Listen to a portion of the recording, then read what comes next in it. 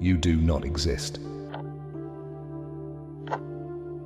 You've probably spent a fair amount of time wondering who you are, why you are, or even if you are.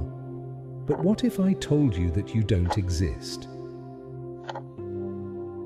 I know it sounds strange, even unsettling. The very thought of it challenges everything you've believed to be true. Yet, this concept is worth exploring. To understand why you don't exist, we must first step outside the boundaries of conventional thinking, the world where cause and effect are taken as law.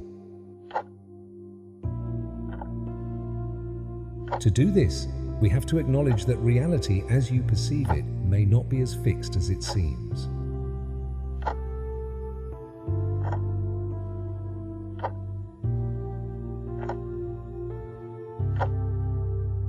You see, existence is subjective. You've constructed an identity, a self, based on your senses, your thoughts, and your experiences.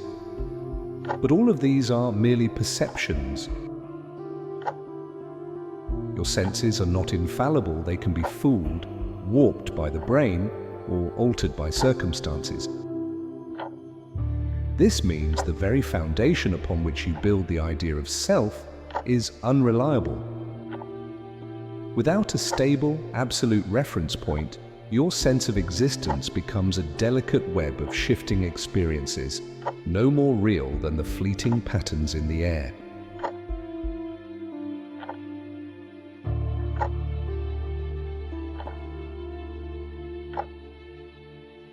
What you think of as you is simply an aggregate of memories, impulses, and neural responses. The brain is like a highly advanced simulation machine, processing stimuli and constructing a narrative around it. The thoughts you experience are not inherently yours. They are the result of biochemical processes occurring in your brain. Just as a computer program generates responses without consciousness, your mind generates the illusion of a continuous self. In reality, there is no core entity, no fixed you behind the stream of thoughts. There's just the process itself, a series of events without a central observer.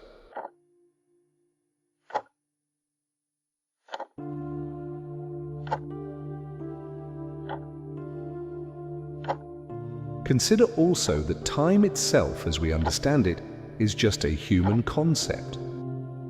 We mark moments with the illusion of continuity, but in the grand scope of existence, or non-existence, time may not even have meaning. If time doesn't exist in the way you think it does, then how could a you persist across it?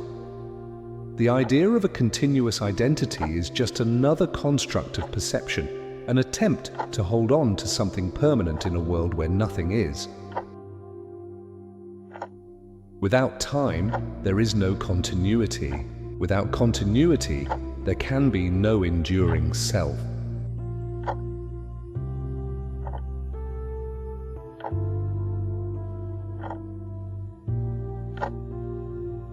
In the end, the very notion of you as a distinct entity is a story, a narrative created by the mind to give meaning to what is essentially a series of ephemeral events. You don't exist in any permanent or fixed way. You're not a solid, separate being. You're a fleeting expression of energy and perception. Once you let go of the idea of self, the world opens up to the possibility that everything is interconnected, and perhaps you were never a separate you to begin with.